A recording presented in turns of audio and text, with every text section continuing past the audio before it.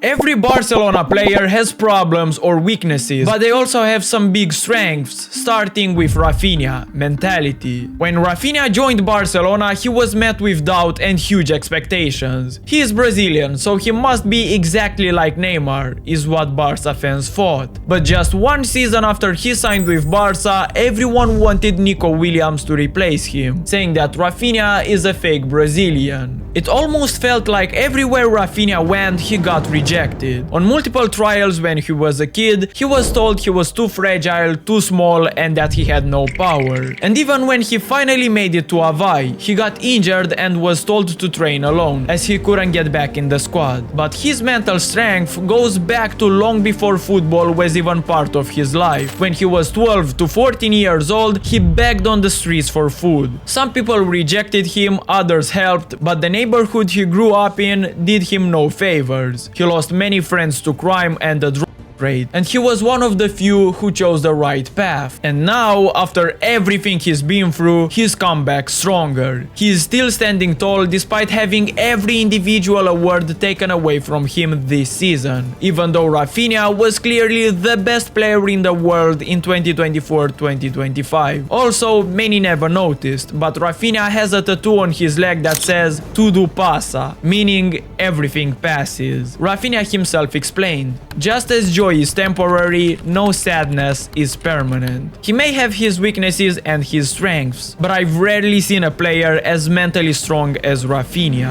Ronaldinho. Flair. If I had to pick one Barcelona player that even Real Madrid fans loved, it would be Ronaldinho. But there is no need to ask them, because in 2005, when Real Madrid met Barcelona in the Bernabeu, Ronaldinho scored 2 goals after destroying Madrid's defense. But instead of boos and whistles, the entire Bernabeu stadium stood up to applaud him for his performances. Again, he was a Barcelona player scoring against Real Madrid at the Bernabeu. Everybody appreciated him because he was genuine, he was talented, he had that Brazilian flair. He always smiled, he was on the pitch to entertain everybody, and he always succeeded. His flair originates from his love for futsal and beach football, before professional football. At 13, during a futsal match, his team won 23-0. Ronaldinho scored all 23 goals, and that's when everybody knew, this kid is special. Now, unfortunately, because he loved life and fun more than football, his prime was very short-lived, but we will for sure never forget it. Ferran Torres. Movement. When you say Ferran Torres, many associate him with memes because of how bad his finishing is sometimes. But one thing everybody seems to ignore is that he has an exceptional off-the-ball movement. In the past, while Ferran Torres was playing for Valencia, he was seen as one of the most promising young talents in the world. That's why he was bought by Manchester City and then by Barcelona for $55 million.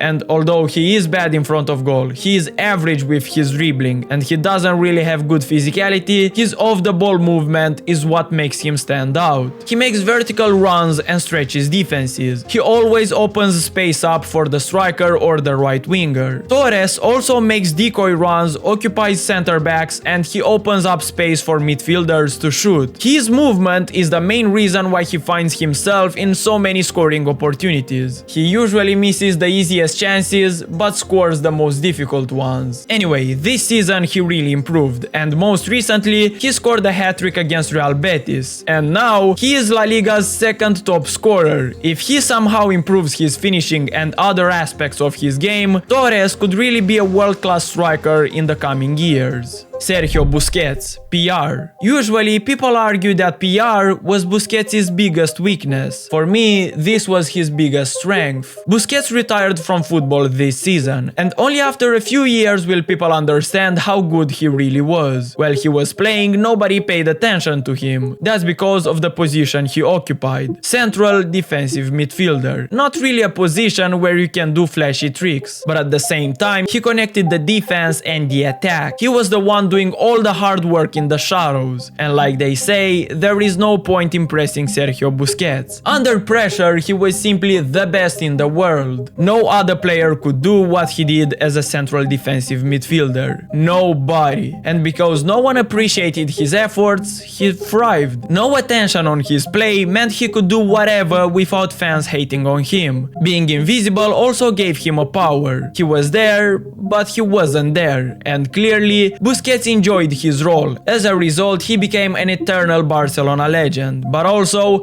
the best defensive midfielder that ever played the beautiful game. Yamal. Pressure. But before we talk about that, we are close to hitting 1 million subscribers on this channel, so make my dream come true by subscribing and liking this video. It only takes you 5 seconds. Thank you. Imagine this. You are 18 years old. Some are only starting their professional football career, but you have been playing at the highest level for 3 years already, and you did exceptionally well. Euros winner, Champions League semi-finalist, 2 La Liga titles, a Copa del Rey title, and the runner-up for the 2025 Ballon d'Or at 18. On top of this, you are playing at Barcelona wearing the legendary number 10. The pressure must be unbearable, right?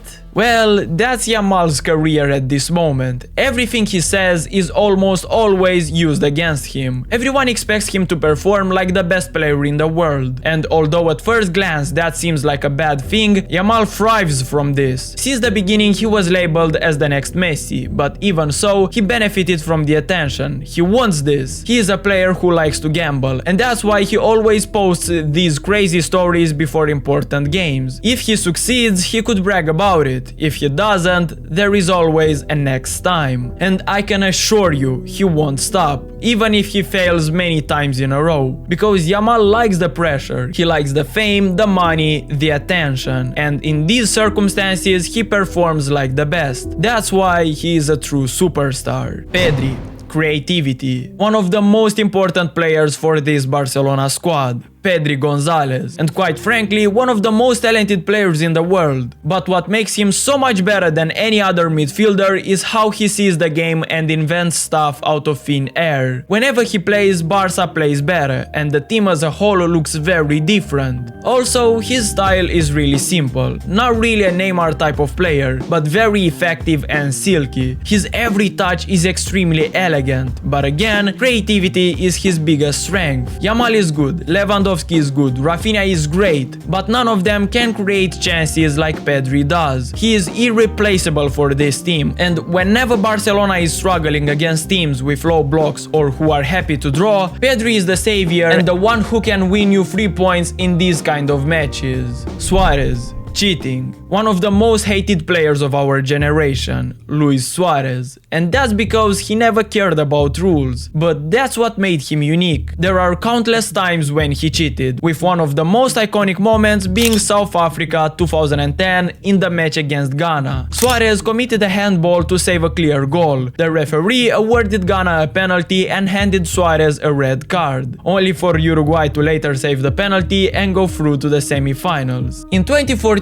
Suarez beat Chiellini and got a 4 months ban from all football-related activities. He also beat Branislav Ivanovic while he was playing for Liverpool. He also dived a lot when he was a Barcelona player. And guess what? He almost always had an advantage because of that. Yes, he was hated due to his cheating habits, but at the same time, he knew when to cheat and more importantly, how, which made cheating his biggest strength, but also the main reason why he was despised by fans and other players. Messi, football IQ. Many footballers have been labeled as geniuses, but honestly, no one did it like Messi. Football IQ is a player's mental ability to understand and react to situations during a match. The higher the IQ, the better and faster players are able to react and position themselves in the best circumstances. Just by definition, Messi is the best at this. He sees passes no other player could even think of, like the insane assist to Molina in the 2022 World Cup. This ability also explains why he aged so well. He was never the best because of his physical abilities. Messi was always one step ahead. He scanned the opponents for 30 minutes, walking the entire first half, and then he exploited their weakness. Again, because of this, with age he didn't get worse, quite the opposite actually. With time he got wiser and wiser,